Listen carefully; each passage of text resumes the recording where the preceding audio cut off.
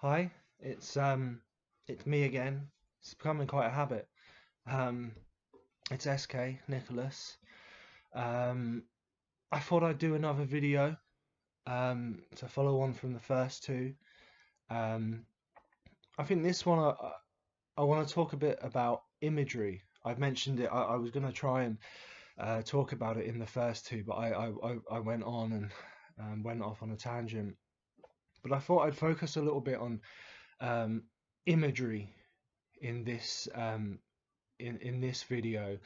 Um, I actually know where I'm going to start from for once. I'm going to start off and talk about the first couple of I'm going to talk about the last couple of pieces that I've written and that I've put on the blog. Um, the first one is a published piece called Troubles, and then the second piece is a an unpublished piece that I'll probably publish tonight. It's called Double Fantasy. Um, so I'll start off with Troubles, and when I sat down to write the other evening, I didn't know what I was going to write about. Wasn't quite sure. Um, and then I got into my zone, and I thought I was gonna write about a memory of that I had, and it was a memory of when I was with my muse, who shall remain nameless. And it was I guess it was an unpleasant memory, really. It was a memory of it was an argument, and it was where, there was tears involved, and I went downstairs. She was sleeping upstairs, and it was one of those things that kind of you tend to push out of your mind. You tend to always focus on the good memories. But it just came to me, and I remembered this one moment, and I thought that, you know what, I'm gonna write about it. I'm gonna put it down into words. So I had this memory that I just explored, and Troubles is, I don't know how many words, probably about 400 words, and I captured this moment, which was taken from a personal memory of mine from however many years ago.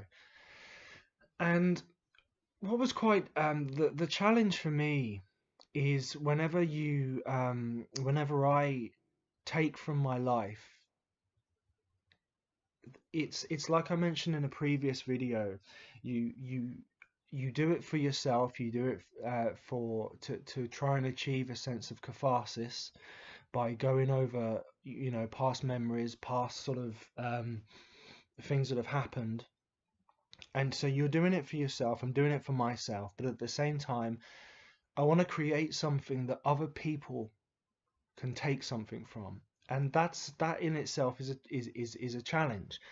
How can you kind of please yourself and write something that is personal to you, write something, capture a part of your life, whether it be good or bad or whatever. I want to capture a moment of my life so it doesn't fade away. Even if it's an unpleasant memory, I don't want it to fade away. I don't want it to just be lost, because that would be a real shame. And then, like I said, at the same time, I want to write it in such a way that other people can take from it. And that's kind of what I go through, and I guess other people do all the time. How can you please yourself, but how can you kind of try and please others with your artistic output? And I don't know the answer. I can't say, well, you do X, Y, and Z. But it's that's the challenge. That's half of the challenge when I sit down and I start typing, the words come out, and I tap into something. How can I how can I make it how can I make it valuable to the reader? How can I create something that the reader will kind of read and go, oh wow, that's giving me food for thought. Um, and so yeah, I think one of the things, it's those universal themes. It's those universal themes of love and loss, happiness and joy. I think we all experience them on a day-to-day basis.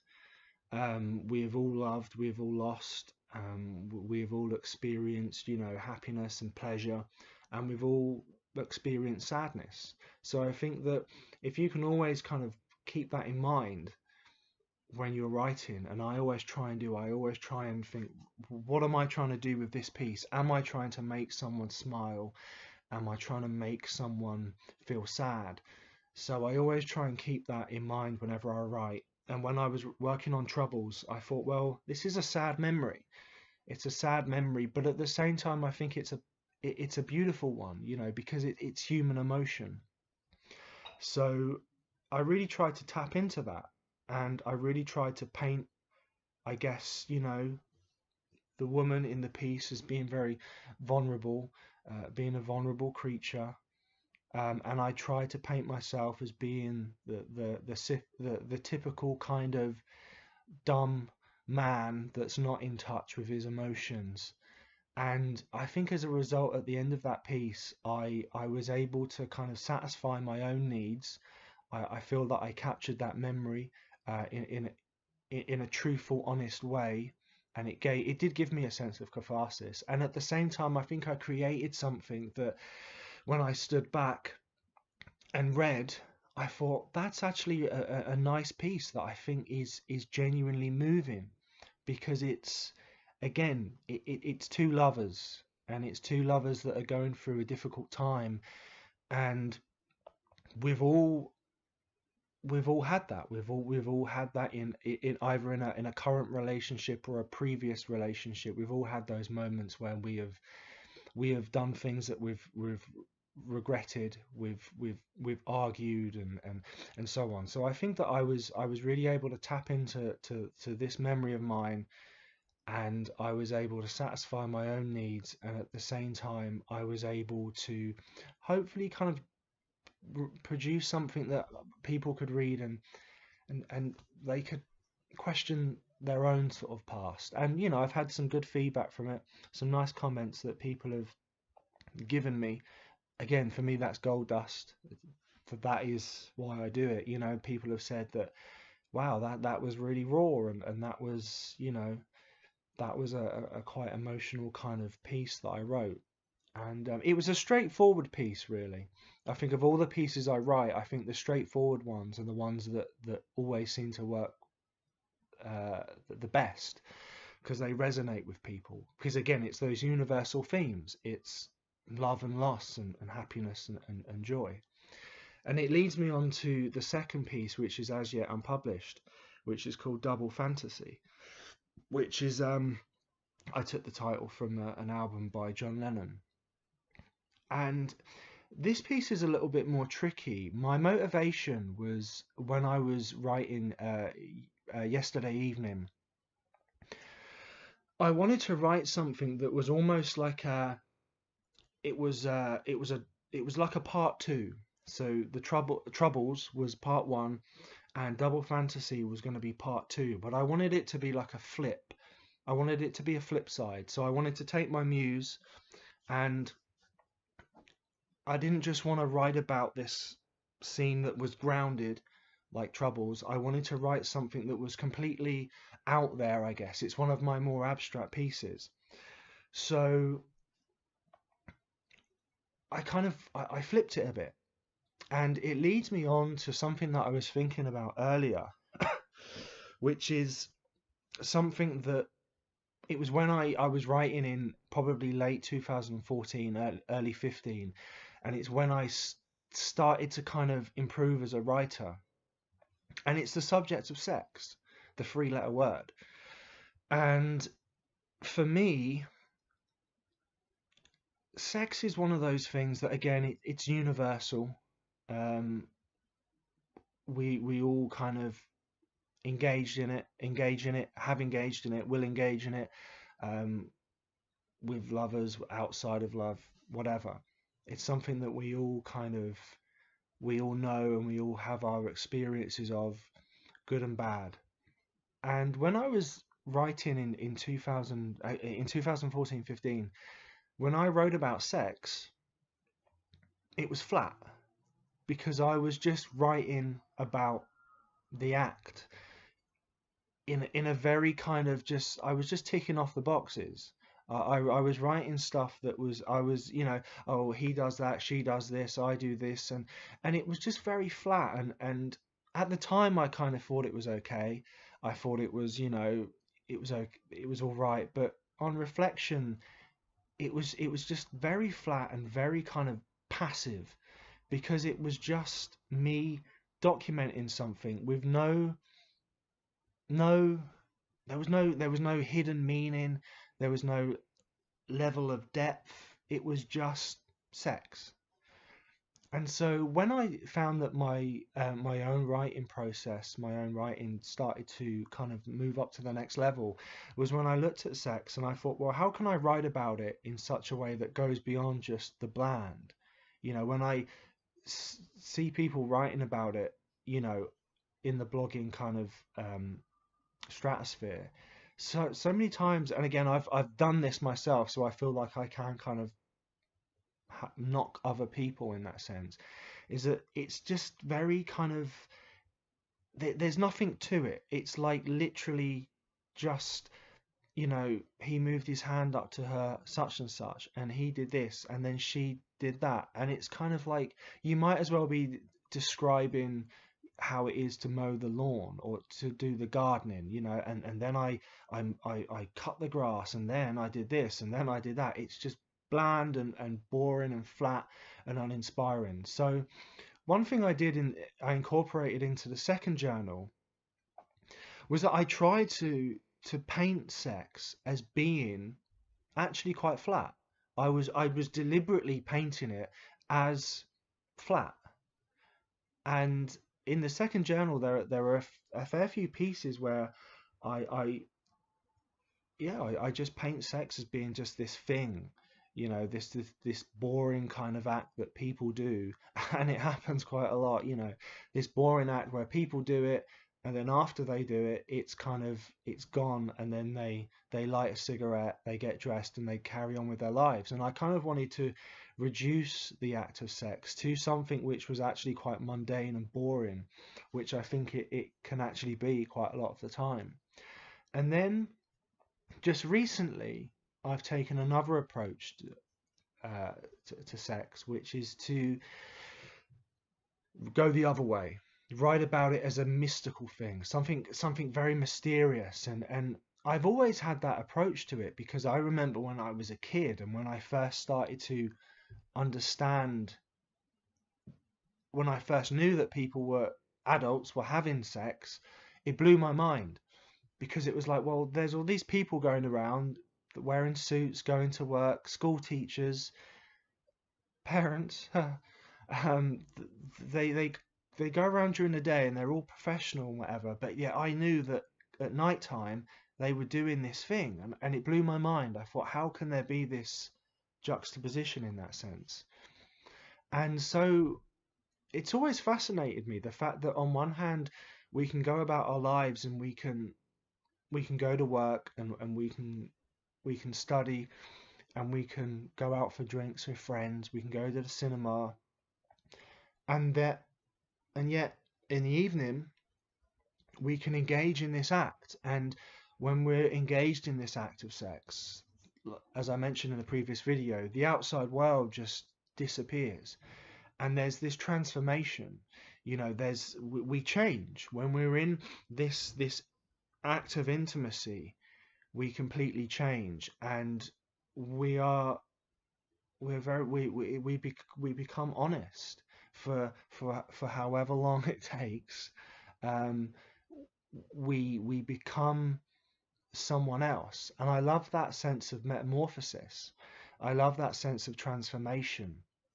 So just recently, when I've been writing about the act of sex, or even in a seedy way, the act of masturbation, I really want to tap into this kind of this shifting, this other side, this flip side, So when I was writing double fantasy, I wanted to capture that darker side. I wanted to paint sex bet between these two lovers as something that was, again, not just sort of naughty, and kind of seedy, but something that was very much grounded in being an animal. I wanted it to be, I wanted it to almost be incomprehensible. So there's a lot of imagery in double fantasy that I use that even I myself am not sure of, because it's, again, when you're in that sort of sexual kind of encounter, you lose yourself, and you can't explain sometimes how you feel, or your passions, they run wild, and for however long you just kind of, the animal inside of you, that aggression, that passion, that intimacy, it just er- erupts, like, yeah. And I really wanted to focus on that in double fantasy, and I wanted to create something that was, yeah, that was just sort of, I wanted the reader to kind of look at that and think, God, what's going on? I'm not quite sure. It's aggressive, but there's, again, I talk about the female changing form, changing into, or resembling an animal. And again, it goes back to that thing of where we can live our lives, and during the day we can become, we are this type of person, bland, boring, whatever, but then on the other side we can become just someone different, someone mysterious. And hopefully I did a decent job at that. I've still yet to edit it. I'll edit it a bit later. But I really wanted to just present this sexual act as being not kinky or erotic, but just very, very out there, and kind of dangerous, I think, because sex is dangerous, really. It is something that is, again, it's even just going back to the whole idea of, yeah, I don't want to bring it down, but you know, diseases and stuff like that. Sex can be a dangerous kind of, a dangerous dance, as it were. And obviously, again, without wanting to be lewd, it can be aggressive and rough. And I really wanted to tap into that without resorting to being very sort of graphic in terms of what the guy was doing and what the girl was doing. I wanted to tap into the emotional state rather than I guess that the physical state, into the physical state, in terms of what was happening, what he was doing this, she was doing that. And again, that was my kind of motive for, double, yeah, for double pleasure. And double fantasy. Like, I'm losing myself already. Jesus, I was doing so well. I haven't mentioned my complexion yet either. So yeah, that was where I came from. I wanted these two pieces that kind of complemented each other. This one piece that was grounded, influenced by my muse, taken from a memory, and then I wanted the flip side of something that was dark and dangerous, and that really focused on sexual energy and the transformation, the metamorphosis that we sort of undergo um, in the act.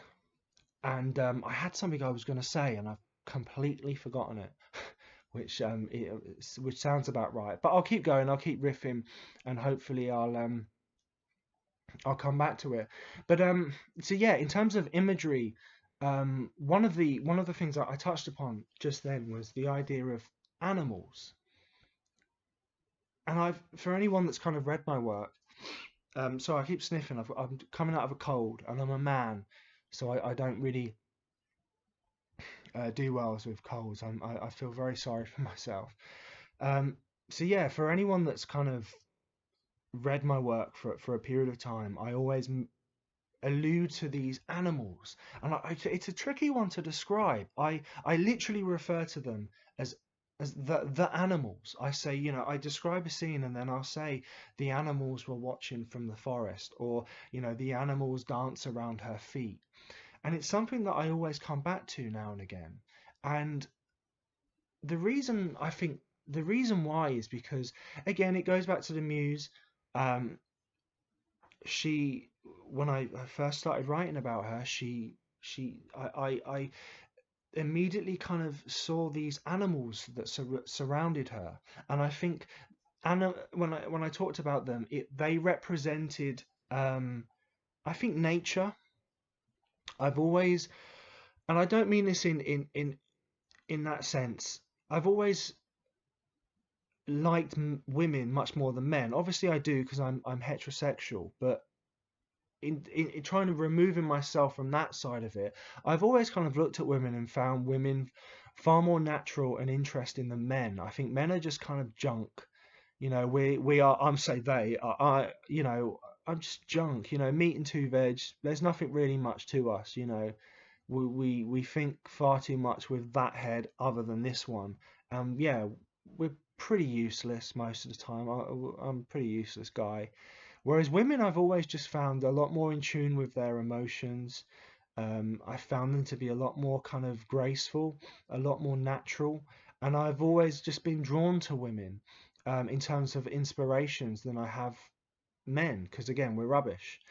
So when I started writing about my muse, I always brought in the animal references because it symbolized for me nature, beauty, grace, and kind of I guess, a free spirit.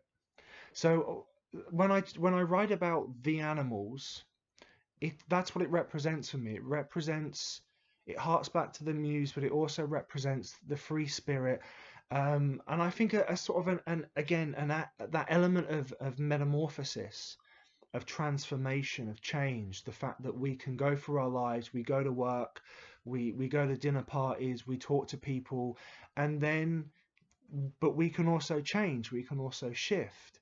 Um, Even like for myself, I mentioned in a previous video that I have um, a very bad temper when it comes to technology.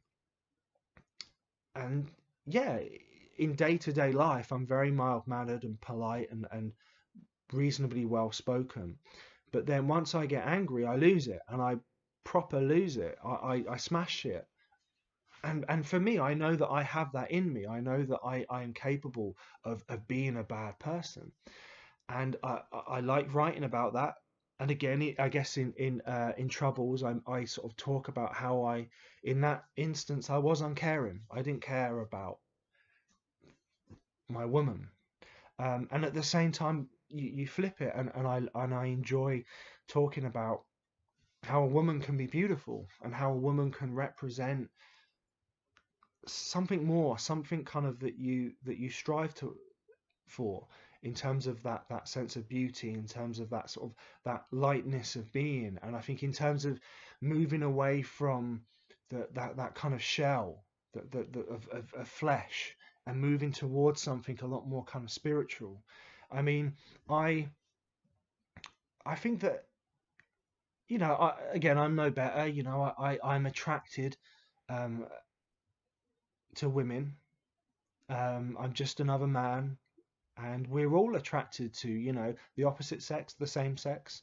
We're all attracted to certain people because I think it's built in, isn't it? We are animals at the end of the day, so it's just natural that we are kind of attractive. We are attracted to people. Um, that's just nature, and I'm no better than that. I'm attracted um, to people. If I see, a, a woman that I like, I can't help it. I'm attracted to her, you know. But at the same time, the older I get, the more that I kind of find myself feeling a little bored by beauty, because beauty, surface beauty, should I say? I want to stress that, emphasize that. Surface is surface.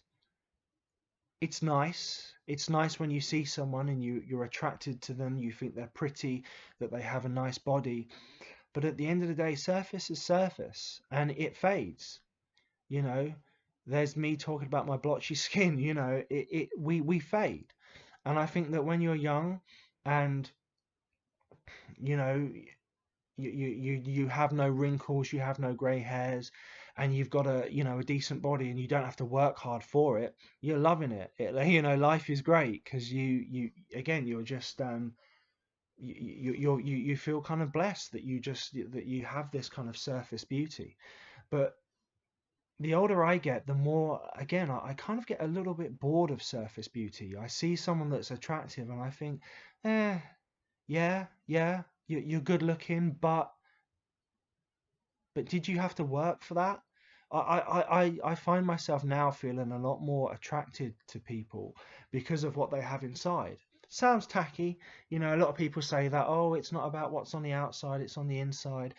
For me, I agree. I really buy that. I really kind of I really subscribe to that. That it is about what's inside. It's what's in the heart. It's what's in the mind. I find myself being a lot more attractive now to what people have in their heads rather than how they look on the outside. Because, like I said, you don't really have to work hard to be beautiful on the outside. Okay, yeah, you can go to the gym and you can eat healthily and get a good complexion, like I don't. So I understand that you can work hard for that, but people can be blessed with their looks. If you've got that body, a good if you're blessed with a good body, if you've blessed with high cheekbones or whatever, it's like, how much do you really have to work for that? That's not really anything that you have had to strive towards. Whereas I think in terms of inner beauty, in terms of a creative mind, that underneath what lies beneath, I find that a lot more of a turn on, and I think that kind of that energy for me is a lot more enchanting than just a pretty face. Because, yeah, again, a pretty face fades. Um, and when I kind of look at, I say youngsters, like, again, I'm not ancient, but when I see, people that are in their late teens or in their 20s, I kind of look at them and the way that they lead their lives, it's so much of it is based on beauty. And I just kind of think, again, I just, the older I get, the more I find it boring. Again, I see a good-looking woman, or again, I could see a guy that's obviously done himself up and he's dressed well, and I think, yeah, on the surface you look all right, but meh. So it's all about that kind of energy of what lies beneath, and I think that in itself is something I'm always drawn to. Like I said, I go back and I draw a lot of my writing from my life, from relationships that I've been in, from the good sides of the relationships to the bad sides, to the downfalls of them. But I'm very much drawn to the insides, to the kind of the again that sense of the primal, what's in our hearts, how we kind of just feel underneath it. And I think that, again, when I write about sex now, it's not because I'm a dirty old man, not yet anyway, I probably will be, but it's not because I'm a dirty old man that just likes writing kinky shit. It's because the act of sex it's a pathway, it's a gateway to our kind of inner selves. And so yeah, that's kind of been kind of occupying my mind, the last couple of pieces, and kind of the pieces, I guess, that will go towards the third journal. I find myself moving away from surface beauty. I kind of, yeah, I find I've become a little bit bored with that. It is what it is, and I'm moving on towards the underneath, what lies beneath, what's within us. And again, in terms of spiritual energy, in terms of raw aggression, and what better way to tap into that than to think about, if you have been with a lover, or the first time that you have got with someone that you were seeing, and when you remember how that was. Again, I'm not going to go into detail, we all know what it's like, but I like that, to be in that zone. And when I write, I like to try and tap into that, because again, it's honest when you're with someone. and you engage, when you kind of merge, it's only truth. It's the truth, and I'm really drawn to that. Not again, not because of the surface side of things, because of the cheap thrills that you can get, the cheap kicks you can get from it, but because of the energy that that is on power, that is on display, and again that sense of intimacy where we are truthful. I like that. I like it when people are truthful because again, so much of the time we're just a bag of bones. We really are. We're a bag of bones, and we look good for a bit, and then we get old, and we go grey, and we fade. So again, the older I get, the more I move away from the flesh, and the more I become interested in energy, energy made visible, which was a term. I don't know if it was coined by Jackson Pollock or if it was someone that attributed it to him. But yeah, energy made visible was what how you would describe Jackson Pollock's paintings. When Pollock was painting, people used to look at his work in the day, and they were aghast. They would say, "Well, this guy can't paint. What the fuck? He's just throwing paint on canvas." You know. Whereas for me, when I got into Pollock, I loved that. Obviously, it was many years sort of on, but I loved that idea of energy made visible. And when Pollock used to lay down his canvas on the floor and he used to hurl paint. He used to paint with his hands, like I obviously would take from that. It was about tapping into that raw emotion and just kind of losing yourself in that kind of arena. That's a term, arena. I like that in terms of again the sexual act, in terms of probably 8 9 times out of 10 when people have sex, it's on a bed. It's that sense of arena. It's that sense of performance. And again that changing, you take off that mask and your inner self comes out, and and again I like that. It's something that I'm really drawn to. Um, yeah, so that was kind of the imagery of the last two pieces where I kind of I took the inspiration from that. Um, Damn Lovers, that's my banner. Damned Lovers is what everything that I write kind of comes under that. A journal for damned lovers. And love for me is it's the one driving force, Um, it's for me it's kind of it rules everything else, whether it be, being in love, being out of love, good love, bad love, being spurned, spurning someone. It's what we're about, I think that those that dedicate their lives to money, again, money makes the world go round. You can't kind of get away from that, and money gives you a lot to do. It gives you the chance to do a lot. If the more money you have, the more that you can do, which is the great thing about money. But at the same time, for me, money's money. I've always been drawn to love because I think that it's that universal theme, and it's something that we can all relate to. It's something that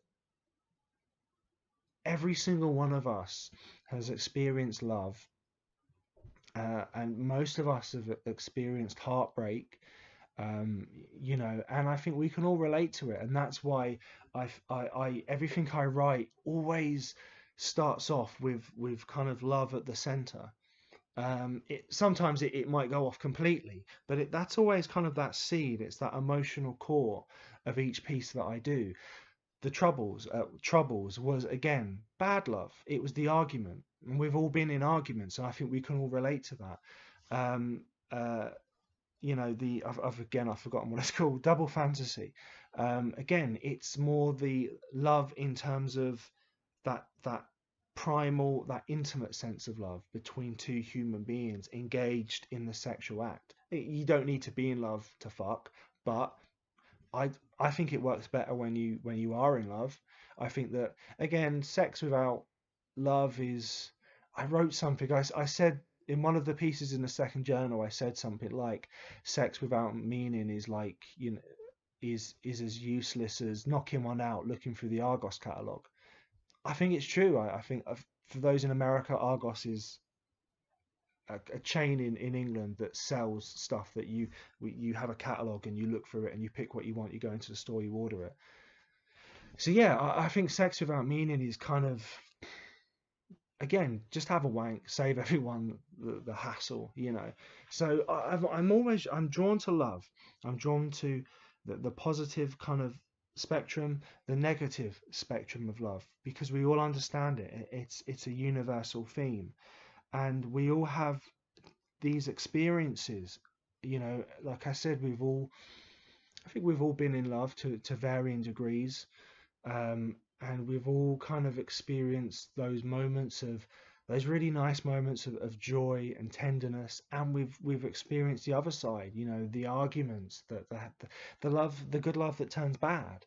And I think that for me, that's such a driving force of my life, and it's a driving force of my work. And I think that that's where, again, so much of what I write about is based on that, is based on those feelings and emotions. Because I think that we present this, and again, it's this idea of the mask. We present this image to the world. I do. Again, this is mentioned in a video that I did before. We we present this image to the world. We take selfies, we put them on Facebook, we put them on Instagram, and we try and act a certain way to show people this version of ourselves that we wish that we really were. But I think that underneath it all, we're a lot more vulnerable than that.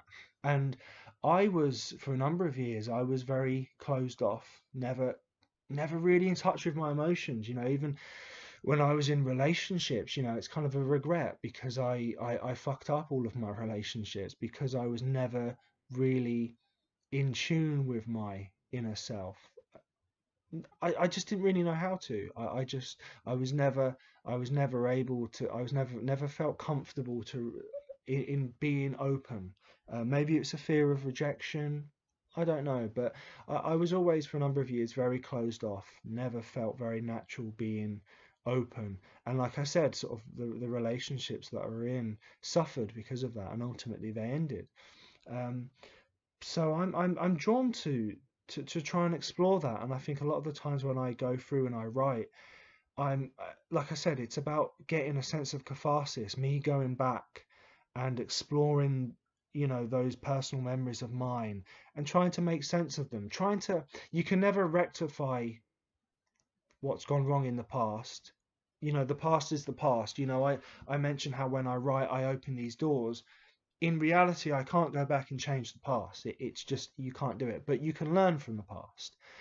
And I think that, again, I think that unless you're in control of the past, unless you are in a good place with the past, I think that your future can't really be, you, you can't really be who you want to be until you've come face to face with who you have been.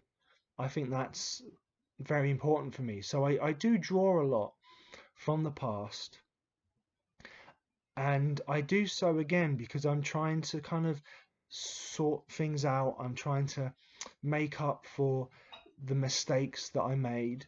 And again, even in that piece, Troubles, you know, that was basically, I got cramp. Ah, shit. That piece was again dealing with an action that I regret. You know, leaving a loved one alone, crying in our bed. And I went downstairs and I drank alcohol instead. It's not particularly one of my greatest memories, but I think that I have to go back and I have to try and rectify that. And that's what I do. And again, I think in the second journal and the stuff I'm writing about now, so much of the time I'm looking to do that. I'm looking to go back and kind of make amends for what I've done. Um, yeah, I was thinking that I mentioned this film uh, the other day, Big Fish.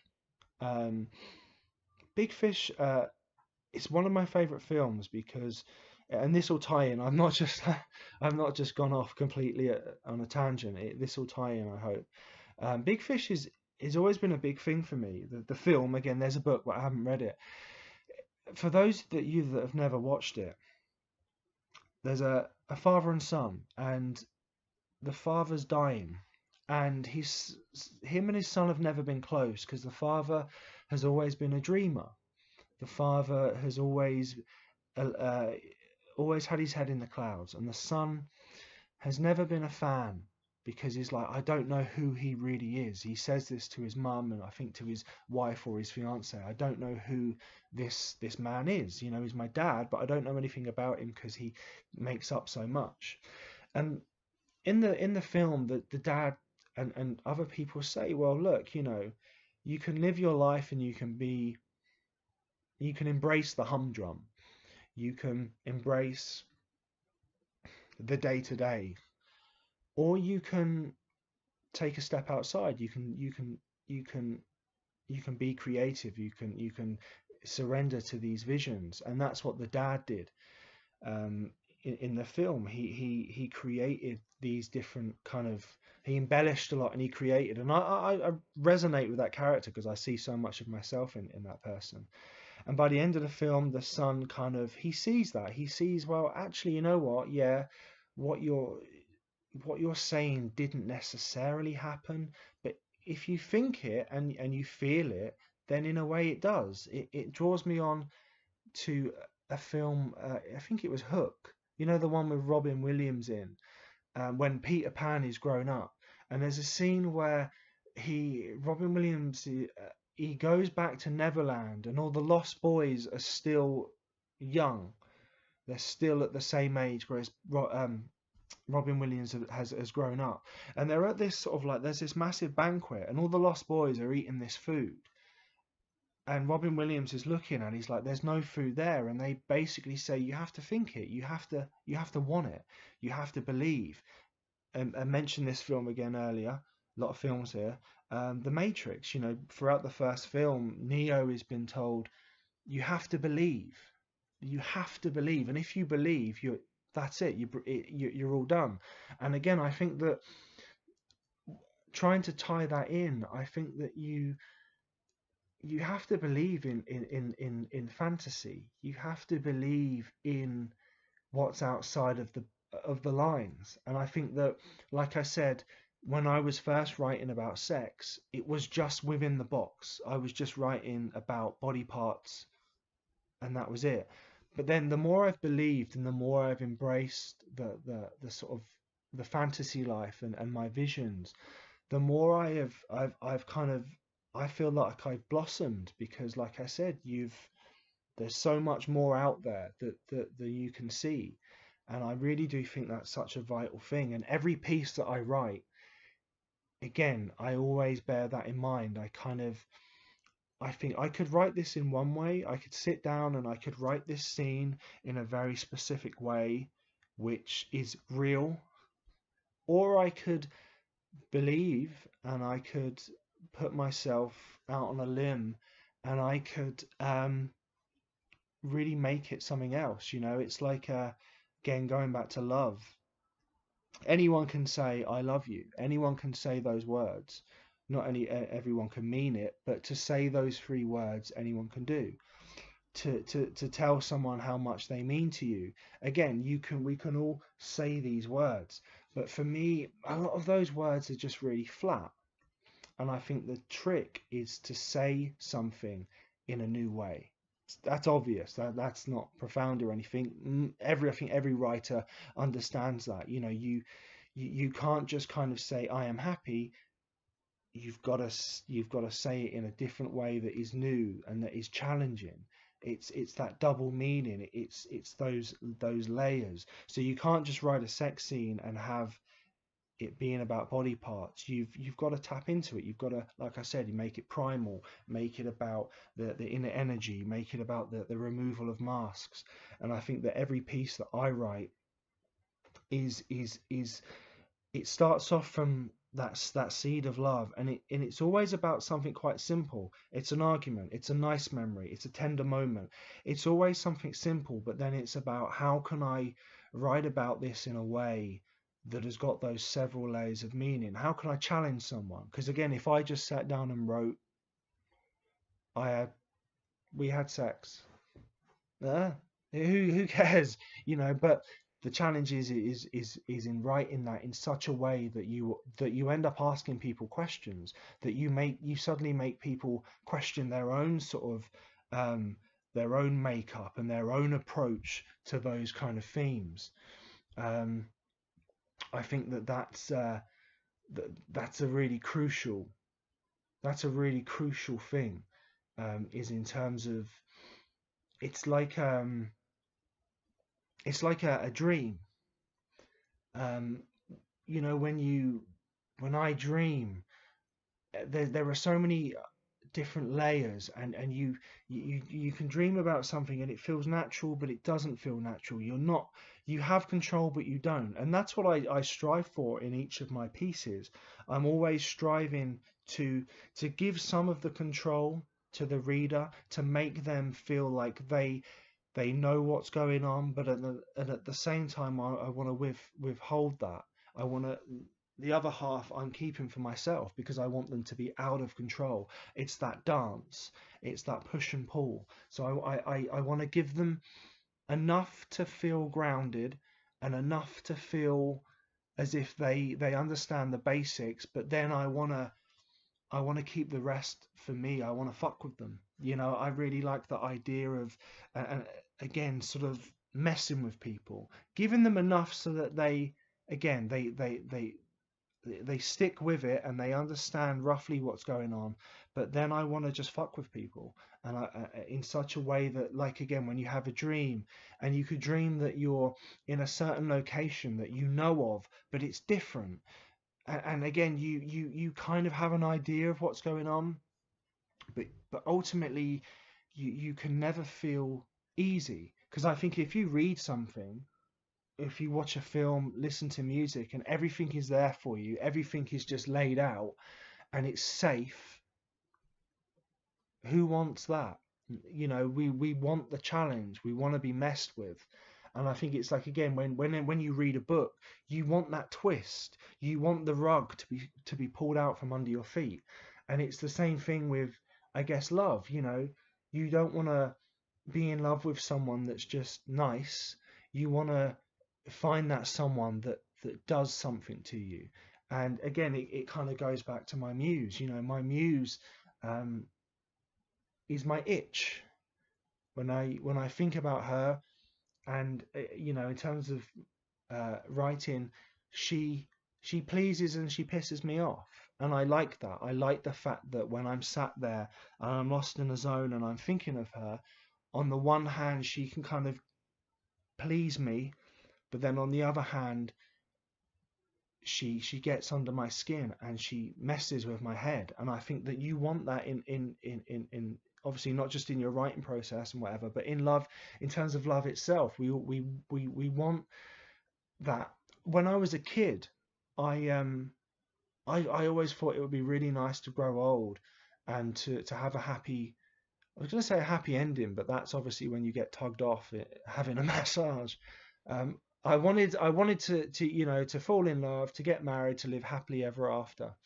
But again, now I don't. That doesn't really appeal to me. This whole happy ending shit, because I just think, doesn't that strike you as being boring? That was I think one of the very last pieces in the second volume of Damn Lovers.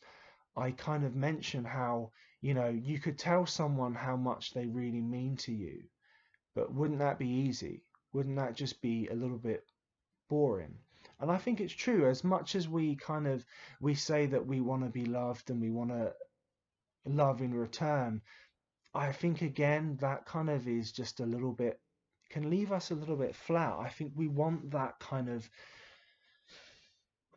conflict, because I think conflict breeds creation. I think that it's why so many times in the past that, when people are happy, they lose their edge. I see people that, you know, and again, I'm not knocking, because however you live your life is good. Um, if you're happy in your life, that's brilliant. But I see people that I used to you know, go to uni with or go to college with, and they are quite happy now. You know, they're settled down, they're doing their things, blah blah blah. But so many of them aren't creative, and if they don't want to be, fine, brilliant. I'm not knocking that. But I think it's kind of a shame. I see so many people that I used to know that used to really have these kind of aspirations creatively, and they're gone because I think that they settle down, and it's kind of a shame because I kind of think, God, I used to really admire certain people because they had that kind of that drive, but then they just they just they just kind of got watered down, you know. And again, if they're happy, that's the main thing, so that's fine. But again, for me, I don't want to, you know, I want to be happy, but and at the same time, I like the itch. I like that conflict. It's like, I guess, I just spat then. I'm so sorry. Ah, shit. Um, um, I like conflict. You know, when you talk about the tortured artist, we talk about the tortured artist. It's almost kind of like stereotypical, isn't it? We look at, you know, Van Gogh and Pollock and certain musicians, Ian Curtis and Cobain and whatever, and we always say, oh, they were so sort of, you know, tragic and whatever. But I think that being kind of tortured, not tortured is very dramatic, but being kind of, you know, in pain kind of gets the best out of you. I think some of the best stuff that I've ever written, some of the best stuff that I used to paint when I was at uni, came about when I was in a state of turmoil. And I think it's the same for a lot of people. When people are angry, and when people are frustrated in love or whatever, that's when they shine. And I tend to find that a lot of the time when people are happy and when people kind of they kind of mellow out, they lose it. They lose that kind of edge. And it's always been a dilemma for me. On one hand, I would like to kind of be happy and to settle down, but then at the same time, I think, shit, does that mean that I then just become like everyone else? That I end up just mellowing and writing kind of Mills and Boon shit? I don't want to be like that. I don't want to just become someone that is just bog standard. You know, I want to keep my rage. I want to keep my anger. I want to keep my drive. Um, yeah, I think, and that's it. It's you know, it's about kind of it's about keeping the fire. You know, you've got to keep that fire burning, because if you don't, then yeah, you can be happy, but you can sort of wave goodbye to you know, to there being that struggle.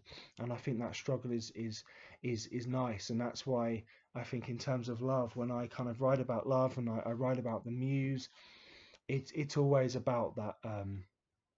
It's always about wanting that conflict, because I think that conflict is just, it could be so creative. And I think that yeah, that's why I am like I am, because I kind of want to continually sort of exist in this state where I am just angry, and that I am bubbling away inside. And like I said, it's so important to have a muse, and I have mine. And whenever I think of her, that's it. I get angry. And yeah, so that's really important. Um, I'd like, yeah, I'll probably do a few more. I've done, this is my like third video this week. I've quite enjoyed them. I don't think I've babbled too much in this one. um, it's a nice feeling to be able to sort of just come out with stuff, and like I said, you know, to feel like I can use the experience to make sense of things myself, but to potentially entertain a few people and to sort of give them some food for thought, I think is quite nice. But yeah, I'll probably make maybe one or two next week. I'll probably talk about some fresh pieces that I've written, and then hopefully when I get the proof copy of the second book, I'll kind of maybe read some bits and pieces out of that, and to discuss that. a little bit more. I'll probably go up to an hour. I was really gonna try and nail this in like half an hour, but fuck it, I'll go up to half an hour. Um, I'll probably riff a little. I've been quite good in terms of this piece. I was thinking back earlier on. I was a very naughty boy when when I was a kid. I used to be hyperactive. I think sort of ADHD. I used to be a right little bastard. Never nasty, but just very sort of, very naughty. And I remember when I went to school when I was about maybe about 8 or 9, there was this boy. He was my friend. He was a friend, and he got a car for like a little toy car, the ones that come in the box. And he got it for like having no time off school during the term, and he was awarded it in class. Again, we're 8 or 9, and he was gloating to everyone, saying, "I've got a new car," and I was like really angry. And that dinner time, it was a wet dinner, which was, when it was raining outside and we couldn't go into the playground. So after we went to the hall, the dinner hall, the dining hall, we came back to the classroom. So we went into the dining hall. I wolfed down my food. I came back to the classroom. I was the first one, and he had obviously beforehand taken the car outside of out of the box, and I grabbed the car and I pushed down on it on the desk, and all the wheels buckled, and I put it back on there, sort of put it back on the table. I ran back to the dining hall and sort of mingled with people, and then we all came back to the classroom, and he went up to his sort of desk and he picked up his car, and all the wheels were buckled, and he cried. He actually cried. And then some kid that was nearby started laughing at him, and he got the blame for it. So I wronged two people. And I feel kind of bad for that now, but at the same time, I've got a few minutes left. Another time we used to go swimming when I was at school, um, in a lesson, and when we were swimming, we would afterwards we would get changed, and then another class from another school would sort of be getting changed, getting ready to go in the pool. And after our class would sort of go into the cubicles and get ready, there was these sort of this changing area where it wasn't sort of blocked off. It was just sort of railings and benches where another school had sort of like got changed at. And I would go away from the cubicles down to where the toilets were in this open changing area, and I would grab people's shoes and throw them into this little water area between the toilets and the swimming pool. I guess it was like where you put your feet in so it would wash away all the muck before you got in the swimming pool. And on several occasions, probably more, I would grab someone's shoes and I would throw them into the water. I was such a naughty boy, and it came up. I was telling Jimmy Campkin about this recently. Got caught. It got brought up in assembly. The headmaster was like, "Someone from this school has been throwing items of clothing into the pool," and I was sat there, and God, I was such a naughty little shit. And I was again. I've got about a minute and a half. I told a lie the other day. I said I'd never been in a fight. I have once when I was about 10. I we at the end of the day in school, we're putting chairs up on the table. Some kid called Lee with ginger hair, sort of like that ginger, because I used to be like that on there, but it's gone dark over time. He one of his chairs fell off the table, knocked into the window and marked it, and I told him I was going to tell. And we had this tussle when we were pulling each other's hair, and then the toughest boy in the school grabbed Lee and grabbed his arms behind his back, and I ran up and kicked Lee in the balls.